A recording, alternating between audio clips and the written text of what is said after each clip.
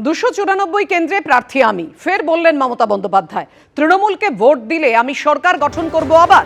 কে প্রার্থী ভুলে যান, 294 কেন্দ্রে প্রার্থী আমি, বললেন মমতা বন্দ্যোপাধ্যায়। তৃণমূলকে ভোট দিলে আমি সরকার গঠন করব আবার। মনে রাখবেন, কে প্রার্থী ভুলে যান, 294টা কেন্দ্রে প্রার্থী আমি। এবং আমার মুখের দিকে তাকিয়ে যদি সব প্রজেক্ট চালাতে চান, লক্ষ্মীর ভাণ্ডার থেকে শুরু করে সব, তাহলে মনে রাখবেন বিজেপির মিথ্যে কথায় ভুলবেন না। ওটা একটা জুমলা পার্টি, মিথ্যেবাদী পার্টি, মিথ্যের ডুমুর ফল, মিথ্যের ছলনা। ওটা একটা বিচুটি পাতা, ওটা একটা বাবলা কাটার গাছ। আম গাছ খাবেন, আম পেয়ারা খাবেন না বাবলা কাটার গাছ খাবেন? আপনারা অনেক সাপ দেখেছেন। একদিকে সুন্দরবন, বিজেপি দুমুখো সাপ, নির্বাচনের সময় একটা ছোবল দেয়, মিথ্যে কথার বুলি, আর ইলেকশনের পর আর একটা ছবল দেয়, ওটা হয়ে যায় মিথ্যের ঝুলি। মমতা বন্দ্যোপাধ্যায় ভয়, ভীতি, দুর্নীতি, বিভেদের রাজনীতি করছেন। সংকল্পপত্রে আইনের শাসন, ব্যক্তিগত রাষ্ট্রীয় সুরক্ষা ও সোনার বাংলা নির্মাণের ভরসা দিলেন অমিত শাহ।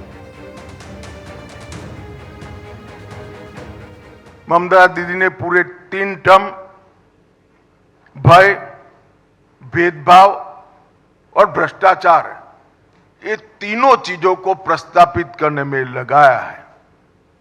परंतु अब भाजपा के भरोसे के आधार पर बंगाल की जनता नया रास्ता ढूंढेगी। ये भरोसा है कानून के राज का, ये भरोसा है व्यक्तिगत और राष्ट्रीय सुरक्षा का, ये भरोसा है रोजगार का, और ये भरोसा है सोनार बांग्ला के निर्माण का।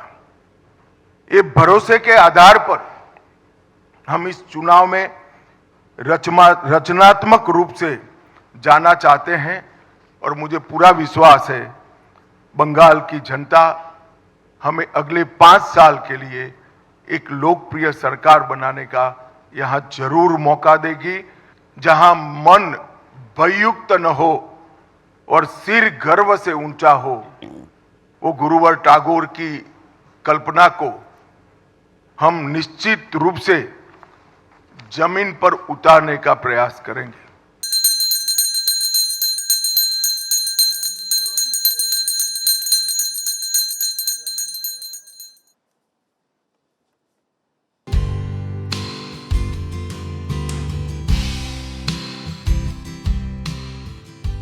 একদা রাজনৈতিক গুরু সুভাষ চক্রবর্তীর স্ত্রী রমলা চক্রবর্তীকে হারিয়ে 2009 সালে বিধানসভায় প্রবেশ, তারপর 2011, 2016, 2021 হ্যাট্রিক।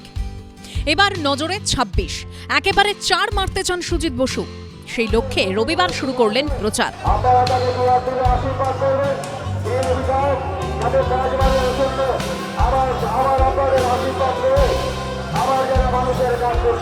একদিকে বিধায়ক ও মন্ত্রী, তার উপর শ্রীভূমির শারদোৎসবের হর্তাকর্তা। পুজোর মতো তাঁর প্রচারেও জাঁকজমক, বাজছে ঢাক, বাজছে গান, উঠছে স্লোগান। হাতে হাতে প্রার্থীর কাটআউট, ওপর থেকে মাথায় পড়ছে ফুলের পাপড়ি, ফুল, মালা, টিপ পরিয়ে প্রার্থীকে বরণ করছেন স্থানীয়রা। প্রচার মিছিল নাকি বিজয় উৎসব, বোঝাই মুশকিল।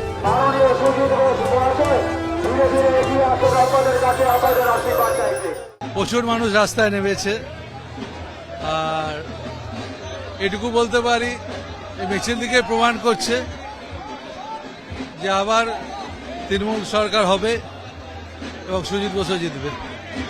আজকে আপনার যে প্রথম মেগা র্যালি, সেটা তো মোটামুটি একটা বিজয় মিছিলের চেহারা নিয়েছে দেখতে পাচ্ছি, ঢাক, গান সবকিছু মিলিয়ে।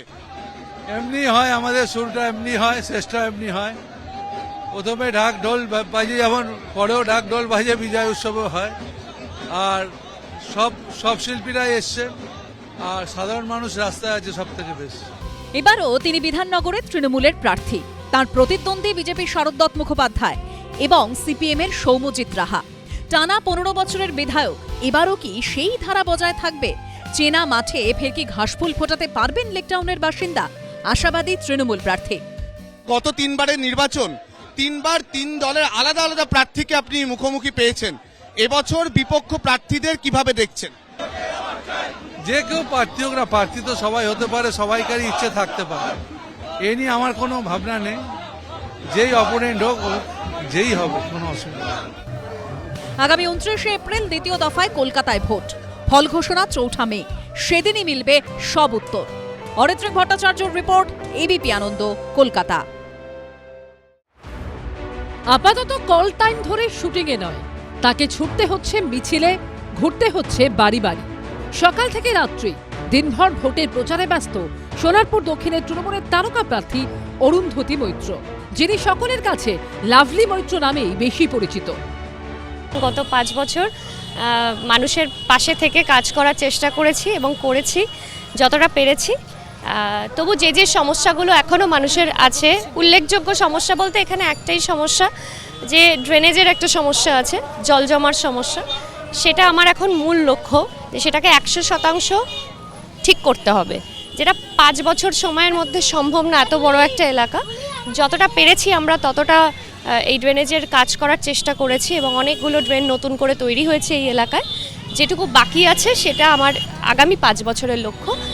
2021-এর বিধানসভা ভোটের আগেই তার তৃণমূলে যোগ। সেবারই সোনারপুর দক্ষিণ থেকে তৃণমূলের টিকিটে ভোটে দাঁড়ান লাভলি মৈত্র। তার প্রধান প্রতিপক্ষ ছিলেন আরেক অভিনেত্রী বিজেপির অঞ্জনা বসু। তাকে হারিয়ে প্রায় 26,000 ভোটে জয়ী হন লাভলি। 26-এর ভোটের আগে তার টিকিট পাওয়া নিয়ে নানা মহলে জল্পনা চলছিল। এই কেন্দ্রে আপনার নাম ঘোষণা করার আগে আমরা দেখেছিলাম দেওয়াল লিখন শুরু হয়ে গিয়েছিল।